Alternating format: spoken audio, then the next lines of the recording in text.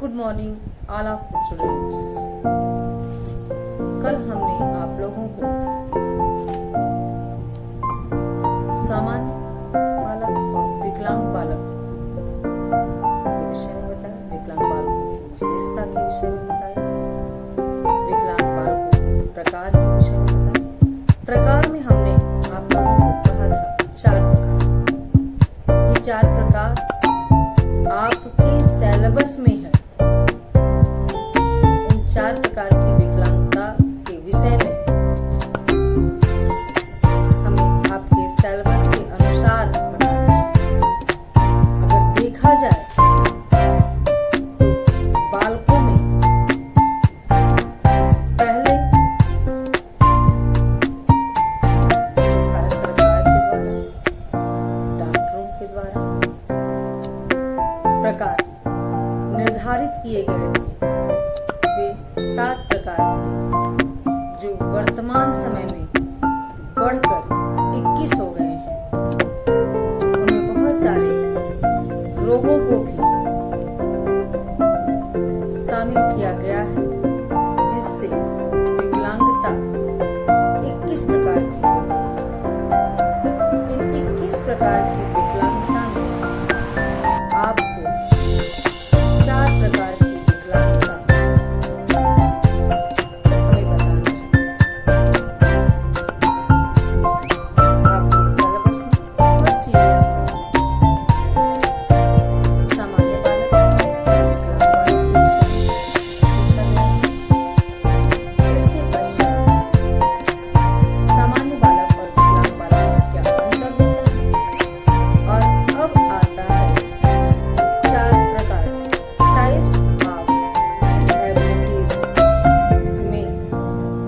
पहला टॉपिक है आपका शारीरिक रूप से अक्षम बालक, यानी शारीरिक रूप से विकलांग बालक।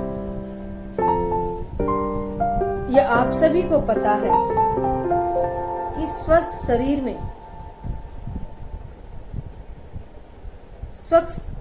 स्वस्थ मस्तिष्क का निर्माण होता है।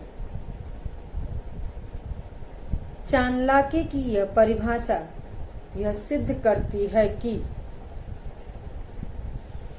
जब तक शरीर स्वस्थ नहीं होगा तब तक मनुष्य सामान्य रूप से कार्य नहीं कर सकता है।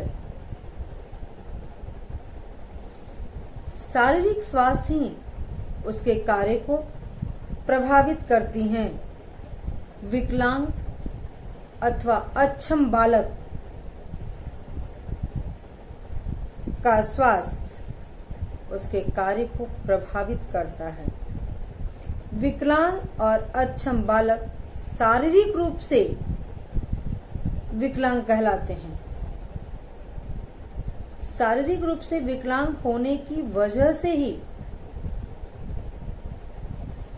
उनके व्यक्तित्व का संपूर्ण विकास नहीं हो पाता है। अपंग तथा बीमार बालकों की संख्या ध्यान आकर्षित करने वाली है। अपंग बालक चिरकालिक बीमार बालकों से संख्या में कहीं अधिक होते हैं। ऐसे बालक निरंतर असफल होते हैं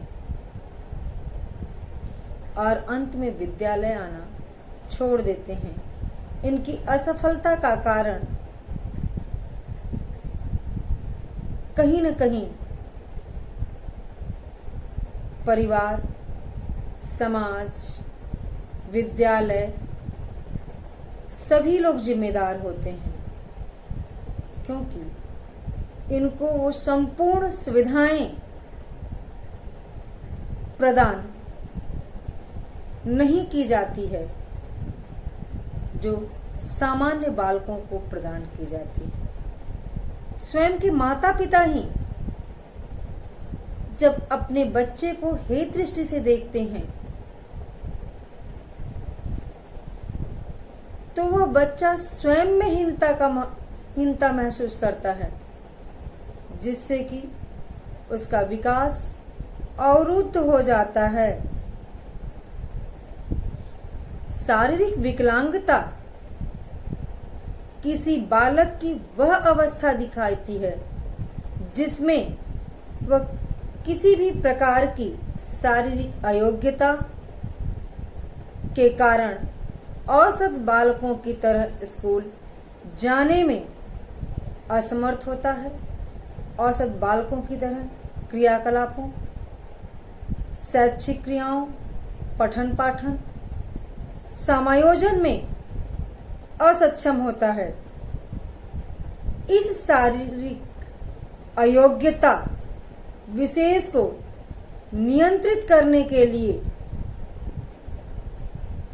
इन बालकों को अतिरिक्त सहायता तथा विशिष्ट शिक्षण की आवश्यकता पड़ती है। शारीरिक रूप से विकलांग बालकों में दृष्टि अंधता, मूकबधिरता और अंग भंगता आदि शारीरिक निर्योग्यताएं शारीरिक विकलांगता का मूल कारण होती है। इसके अतिरिक्त शारीरिक विकृतियां व अस्वस्थता के कारण उत्पन्न विकलांगता भी इस वर्ग की श्रेणी में आता है। शारीरिक विकलांग बालकों में कोई भी अंग या तंत्र विशेष रूप से प्रभावित होता है, अन्यथा बालक सामान्य होता। इस प्रभावित अंग या तंत्र विशेष को साधारण उपकरणों की सहायता से हम काफी हद तक इस प्रकार के बच्चों को कार्य सक्षम बना सकते हैं। असाधारण रूप से शारीरिक विकलांग बालकों को विशेष शिक्षण या अलग व्यवस्था देना आवश्यक हो जाता है। शारीरिक विकलांगता क्यों उत्पन्न होती है? शारीरिक विकलांगता का कारण क्या है? क्यों बच्चे को शारीरिक रूप से विकलांग माना जाता है? इसके संदर्भ में क्या कारण आते हैं? सबसे पहले हमें इन कारणों के विषय को जानना अत्यंत आवश्यक होता है। तो सबसे पहला कारण आता है जन्म के साथ शारीरिक विकलांगता। इस प्रकार की असमानता बालक के मानसिक धरातल को पूरी तरह से अव्यवस्थित कर देती है। इसमें प्रमुख रूप से गुणसूत्रों का असामान्य संयोग भ्रूण अवस्था में सबसे पहला क्या आता है? गुणसूत्रों का असामान्य संयोग तथा भ्रूण अवस्था में माता के शरीर पर दवाइयों या एक्स किरणों तथा जीवाणुओं व विषाणुओं का प्रभाव, जैसे संवेदनशील एड्स विषाणु शारीरिक विकलांगता उत्पन्न करने में सहायक सिद्ध होते हैं। इस प्रकार के बालक को वैज्ञानिक भाषा में टीरेटोजेंस कहा जाता है।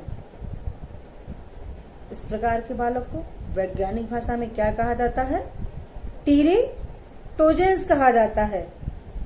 इस प्रकार के संक्रमण द्वारा विभिन्न प्रकार की शारीरिक विकलांगता देखने को मिलती है, जैसे पैरों का आकार अति छोटा हो जाना, अथवा कभी कभी न भी होना, इस प्रकार के बच्चों को फोकोमेलिया कहा जाता है।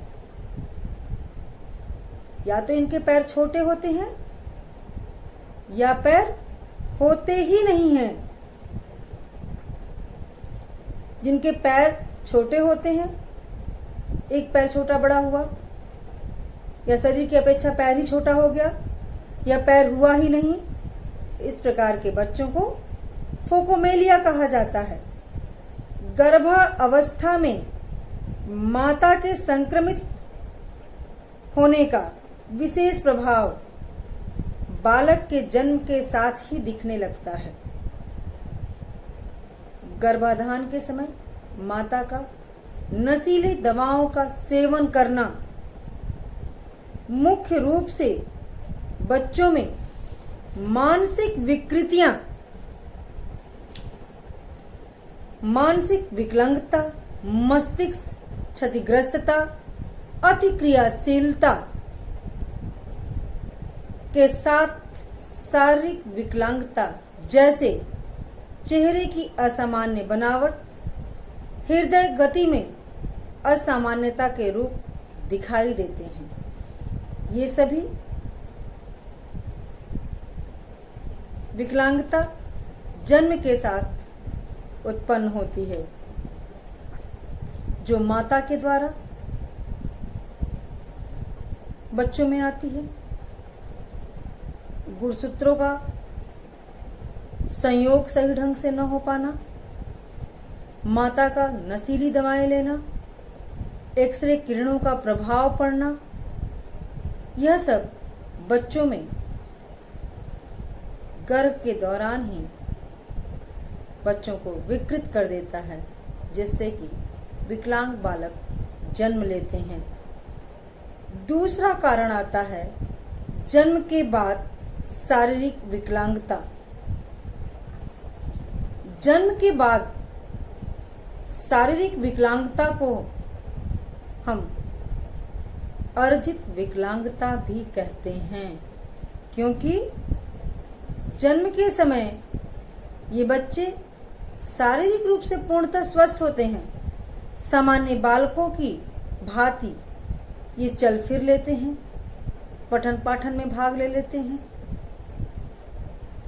सभी तरह के कार्य कर लेते हैं। शैक्षिक क्रिया, सामाजिक क्रिया, सांवेगिक संतुलन, सभी कुछ इनका बिल्कुल सामान्य बालकों जैसे होता है। लेकिन इस प्रकार की विकलांगता, जब ये बालक सामान्य बालकों जैसे हैं, तो आपके दिमाग में ये प्रश्न उठता होगा कि फिर इन बालकों को विकलांग बालक क्यों कहा जा रहा है। तो टॉपिक पे ध्यान दीजिए कि जन्म के बाद शारीरिक विकलांगता, जन्म होने के पश्चात कुछ समय बाद, हो सकता है बच्चा बड़ा हो जाए, युवा अवस्था में, किशोरावस्था में, प्रौढ़ावस्था, किसी भी अवस्था में वह शारीरिक विकलांगता का शिकार हो सकता है। इसीलिए इस प्रकार की विकलांगता को अर्जित विकलांगता भी कहा जाता है। क्यों? क्योंकि किसी दुर्घटना, प्राकृतिक आपदा और कभी कभी माता पिता की अज्ञानता के कारण इस प्रकार की विकलांगता हो सकती है। अब माता पिता की अज्ञानता के कारण विकलांगता हो सकती है, तो सबसे पहले माता पिता की अज्ञानता में कौन से ऐसे मुख्य कारण हैं जिसकी वजह से बच्चा अपंग हो जाए? जबकि कोई भी माता पिता ये नहीं चाहते हैं, कभी भी नहीं चाहते हैं कि उनका बच्चा शारीरिक रूप से विकलांग हो, क्योंकि वह बच्चा उन्हें अपने जीवन से ज्यादा प्रिय होता है। लेकिन अज्ञानतावश, भूलवश उनको उसकी बीमारी के विषय में सही ज्ञान का न होना बच्चे के अंदर विकलांगता उत्पन्न कर देती है।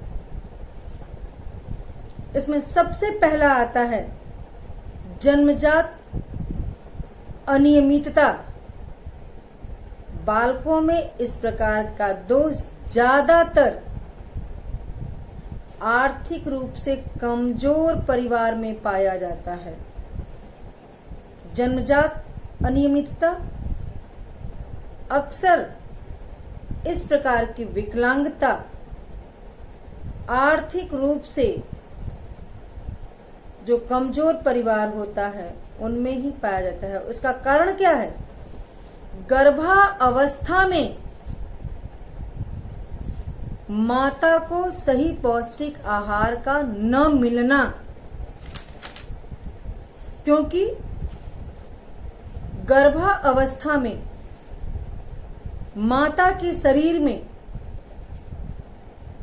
एक बच्चे का परवरिश हो रहा है, जीवन चल रहा है। अगर उसको संपूर्ण आहार, पौष्टिक आहार प्राप्त होता है तो बच्चे का भी विकास अच्छा होगा। बच्चे का शारीरिक विकास बहुत तेजी से होता है। एक भ्रूण अवस्था का में बच्चे का जो विकास, गर्भावस्था के दौरान जो बच्चे का विकास होता है, उस अवस्था में वह माता के आहार पे निर्भर करता है। और जब माता को संपूर्ण पौष्टिक आहार नहीं मिल पाता है, उसके भोजन में प्रोटीन, विटामिन, खनिज लवण, कार्बोहाइड्रेट, कैल्शियम, आयरन, संपूर्ण पौष्टिक तत्व जिस भोज्य पदार्थ में प्राप्त हो वही माता को, जिसको संपूरक आहार कहते हैं, अगर माता को प्राप्त होता है तो बच्चा स्वस्थ जन्म लेगा। लेकिन आर्थिक रूप से कमजोर परिवार वालों में माता को संपूर्ण पौष्टिक आहार तो बहुत दूर की बात है, उन्हें भरपेट भोजन भी नहीं मिल पाता है, जिसके कारण गर्भावस्था में ही बच्चा कुपोषण का शिकार हो जाता है और बालक का विकास भली प्रकार से नहीं हो पाता है, उसमें कुछ दोष उत्पन्न हो जाते हैं। जन्मजात शारीरिक अपंगता प्रायः चिकित्सा द्वारा ठीक भी हो सकता है। उसके लिए सही उपकरण, कौशल तथा शिक्षा की आवश्यकता पड़ती है। नेक्स्ट आता है दुर्घटना। बालकों के विकलांग होने का प्रमुख कारण दुर्घटना भी है। किसी भी दुर्घटना का शिकार होने पर बालक शारीरिक रूप से विकलांग हो जाता है, चाहे वाहन दुर्घटना हो, चाहे गोली का लगना हो, किसी अस्त्र के द्वारा चोट लग जाए, चाहे बच्चा खेलते खेलते गिर जाए, किसी भी कारण से अगर वह चोटिल हो जाता है, दुर्घटनाग्रस्त हो जाता है, जिससे कि उसको किसी भी शारीरिक अंग में अपंगता आ जाती है, तब भी वह शारीरिक रूप से विकलांग कहलाता है। नेक्स्ट है वंशानुक्रम कारण। वंशानुक्रम विकलांगता का एक महत्वपूर्ण कारक वंशानुक्रम भी है। पैतृक दोष के कारण भी विकलांगता आ जाती है। माता पिता के द्वारा बच्चों में भी वह रोग आ जाता है, क्योंकि ऐसा संभव होता है कि पैतृक दोष एक पीढ़ी से दूसरी पीढ़ी में स्थानांतरण हो जाते हैं, इसमें स्थानांतरण की प्रक्रिया होती है। एक पीढ़ी में जो रोग है वो दूसरी पीढ़ी में स्थानांतरण के द्वारा उनकी दूसरी पीढ़ी के बच्चों में आ जाता है। लेकिन यह आवश्यक नहीं है कि यह स्थिति अवश्य ही हो,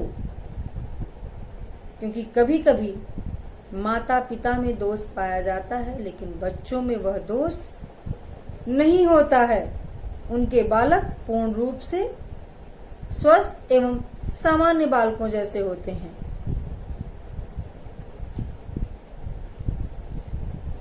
बीमारी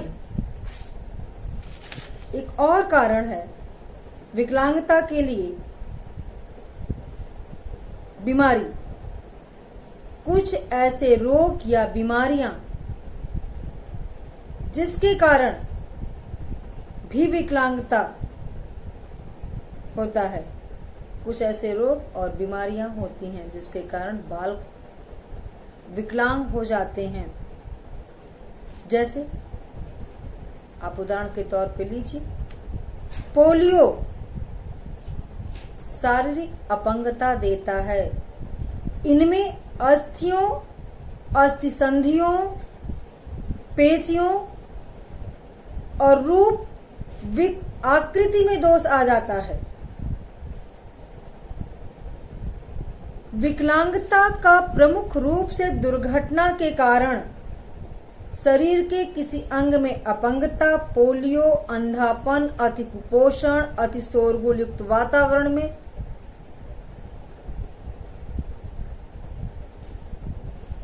अति शोरगुल वातावरण में श्रवण का कम हो जाना आदि जन्म के बाद का विकलांगता का यदि सही समय पर उपचार किया जाए तो इसका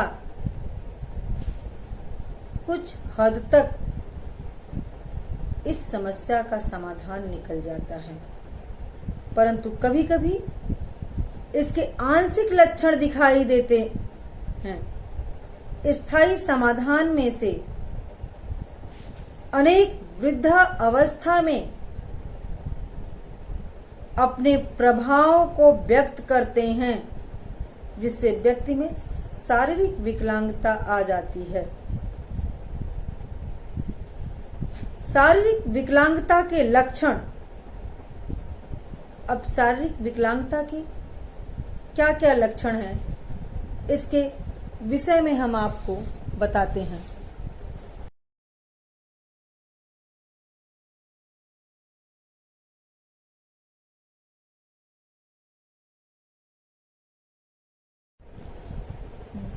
वृद्धावस्था में अपने प्रभावों को व्यक्त करते हैं,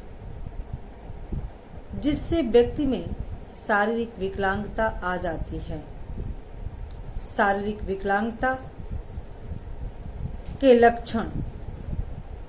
शारीरिक रूप से विकलांग बालकों के वास्तविक लक्षणों को जानने के लिए सबसे पहले हमें विकलांग बालकों की शारीरिक व मानसिक समस्याओं का पता लगाना आवश्यक हो जाता है। जब तक हम उनके शारीरिक एवं मानसिक आवश्यकताओं के विषय में पता नहीं लगाते हैं, अन्यथा हम उसके लक्षणों पर ध्यान नहीं देते हैं। पता लगाना आवश्यक क्यों? जब तक हम पता नहीं लगाएंगे, उनके लक्षणों पर ध्यान नहीं देंगे, तब तक हमें उनके लक्षणों की सही जानकारी प्राप्त नहीं होगी और सही जानकारी प्राप्त करने में हम असमर्थ रहेंगे। इसलिए हमें शारीरिक रूप से विकलांग बालकों के शारीरिक व मानसिक समस्याओं का पता लगाना आवश्यक है कि उनके अंदर कौन से शारीरिक और मानसिक समस्याएं हैं जिसकी वजह से इस प्रकार की विकलांगता उत्पन्न हुई है, जिसमें सबसे पहले आता है शारीरिक विकलांगता के लक्षण में सबसे पहला लक्षण आता है प्रमस्तकीय या पक्षाघात का होना। दूसरा आता है मेरुदंडीय द्विशाखी का होना।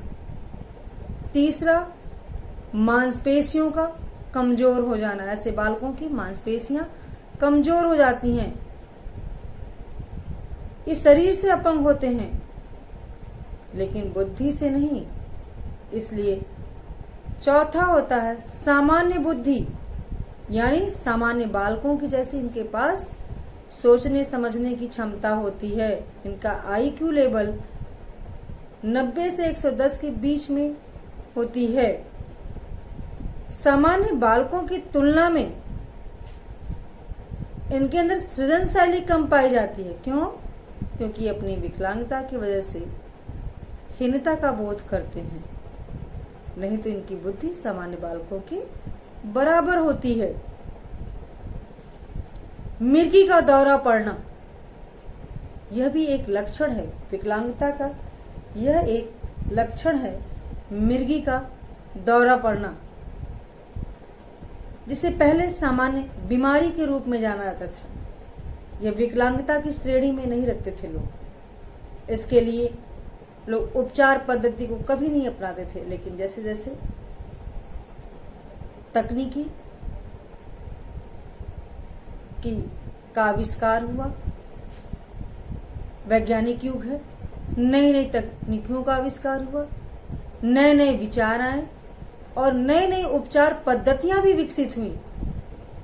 इन पद्धतियों का प्रयोग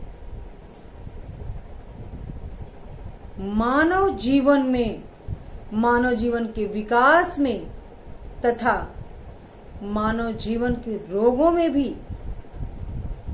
किया जाने लगा। लोगों की सोच में परिवर्तन आया। उन्होंने मिर्गी को एक सामान्य रोग न समझकर एक तरह से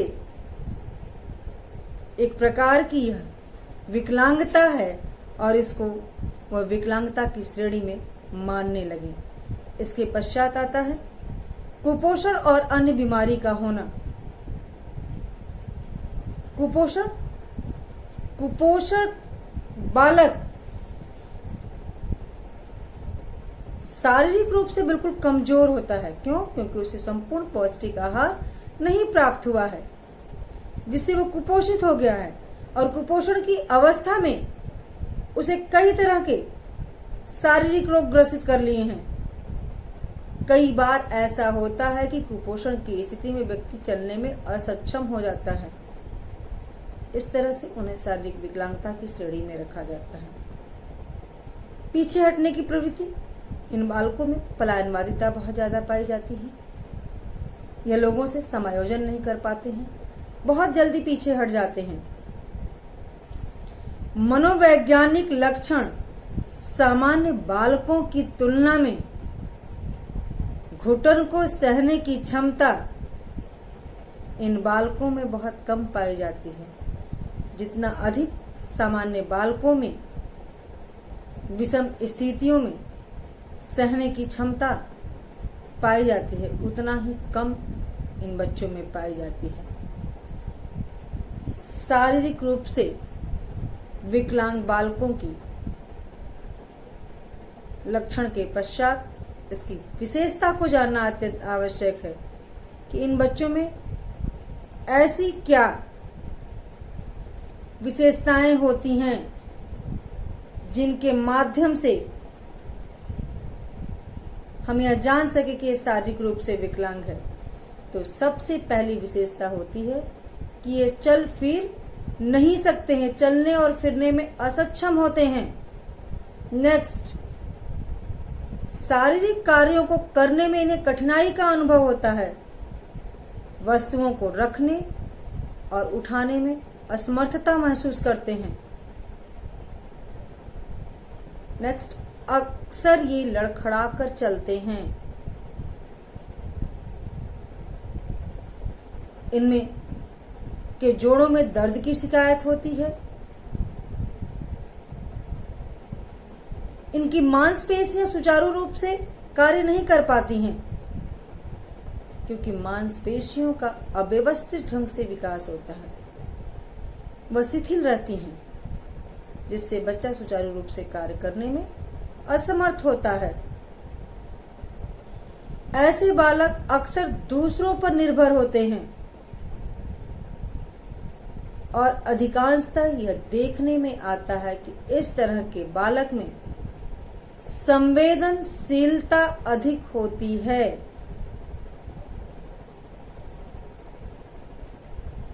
और चूंकि ये बालक शारीरिक रूप से विकलांग है, तो इनके अंदर अवसादहीनता, आशाविहीनता, आशावादी न होना, निराशावादी होना, ये सभी कुछ पाया जाता है, जिसके कारण ये कई प्रकार के गंभीर रोगों से भी ग्रसित हो जाते हैं।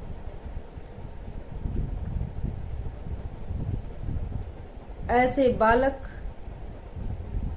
दुख का अनुभव करते हैं, ये सभी परिस्थितियों में बहुत दुखी रहते हैं, सामाजिक दृष्टिकोण से समायोजन नहीं कर पाते हैं, इनमें ध्यान केंद्रिता का अभाव पाया जाता है, शारीरिक अंगों में असमानताएं पाई जाती हैं, इनके शारीरिक अंगों में कोई भी समानता नहीं होती है। ऐसे बालकों में ऐसे बालकों की आवश्यकताएं सामान्य बालकों से भिन्न होती हैं। शारीरिक रूप से क्षतियुक्त बालक कमजोर होते हैं, ये जिज्ञासु प्रवृत्ति की होते हैं, इनके अंदर जिज्ञासाएं होती हैं, लेकिन ये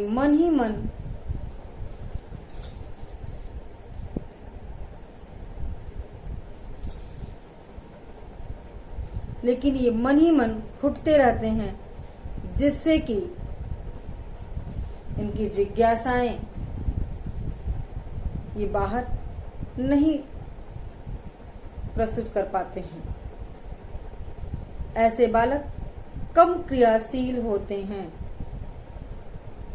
इनमें व्यवहारिकता का समन्वय नहीं होता है, व्यवहारिकता के समन्वय का अभाव पाया जाता है, इनका शारीरिक अंगों पर समुचित रूप से नियंत्रण नहीं होता है। जिन बालकों में इस प्रकार की विशेषताएं पाई जाती हैं, उन्हें हम विकलांगता की श्रेणी के अंतर्गत रखते हैं। जिस तरीके से इनमें कई तरह की विशेषताएं पाई जाती हैं, जिसके माध्यम से हम इन्हें विकलांगता की श्रेणी में रखते हैं, ठीक उसी प्रकार से शारीरिक विकलांग बालकों के समक्ष बहुत सारी समस्याएं भी रहती हैं। अगर इन समस्याओं का समाधान कुछ हद तक माता पिता, अध्यापक, समाज, समुदाय, सहपाठी, सरकार के द्वारा कुछ हद तक किया जाए, तो हो सकता है कि इनके जीवन में आशा की किरण फिर जागृत हो, ये कुछ करना चाहें, ये अपनी आजीविका के पालन के लिए आगे बढ़ना चाहें। क्यों? क्योंकि ये शारीरिक रूप से असक्षम है, लेकिन मानसिक रूप से असक्षम नहीं है। इसलिए इन्हें मानसिक क्रियाओं से युक्त कार्यों का प्रशिक्षण दिया जाना चाहिए, जिससे कि इनके भविष्य को एक आधार प्राप्त हो जाए और उस आधार और उस आशा के द्वारा वह अपने जीवन को आगे बढ़ा सके। उनके सामने कौन कौन सी समस्याएं आती हैं, सबसे पहले इसको देखा जाए। शारीरिक दोषों के कारण ये बालक सामाजिक समायोजन, सबसे पहले समस्या है कि सामाजिक समायोजन नहीं कर पाते हैं। शारीरिक विकलांग बालकों को समाज तथा परिवार में समायोजन करने में समस्या आती है। और यह समस्या क्यों आती है? परिवार तो उन्हीं का है, माता पिता उनकी परवरिश कर रहे हैं, उनको समझना चाहिए, उनको समझ रहे हैं, वहां वो समायोजन क्यों नहीं कर पा रहे हैं? तो उसका मुख्य कारण है कि लोगों की हीन भावना, लोग उनको हीन भावना से देखते हैं तथा उनको तिरस्कृत करते हैं। उन्हीं के सामने उनके माता पिता कहते हैं कि उनका बहुत बड़ा दुर्भाग्य था कि उन्हें इस तरह से विकलांग बालक उनके घर में जन्म लिया। इस तरह की बातें सुन के वह बच्चा कमजोर पड़ जाता है, अपने आप को समाज पे बोझ, परिवार पे बोझ समझने लगता है, जिसकी वजह से वह समाज में समायोजन नहीं कर पाता है। उनको हे दृष्टि से देखने और तिरस्कृत करने की अपेक्षा उनके साथ सहानुभूति एवं प्रेमपूर्ण व्यवहार किया जाए।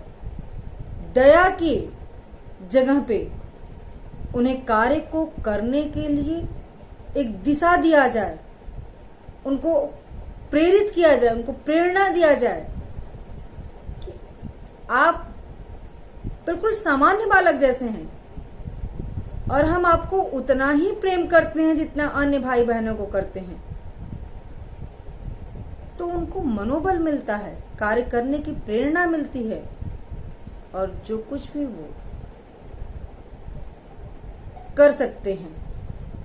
पहले तो कार्य करने योग्य नहीं रहते हैं, लेकिन जितना भी उनसे कार्य हो सकता है, जो भी अपनी दैनिक क्रिया वो सीखना चाहते हैं, वह करने के लिए वो आगे बढ़ते हैं, जिससे समायोजन और परिवार और समाज में कर सकते हैं। लेकिन इसके लिए परिवार और समाज को हे दृष्टि से उनको देखना बंद करना होगा। शारीरिक विकलांग बालकों को सामान्य क्रियाओं में भाग लेने में अयोग्यता तथा अनेक संवेगात्मक समस्याओं का सामना करना पड़ता है। सामान्य क्रियाओं में भाग लेना,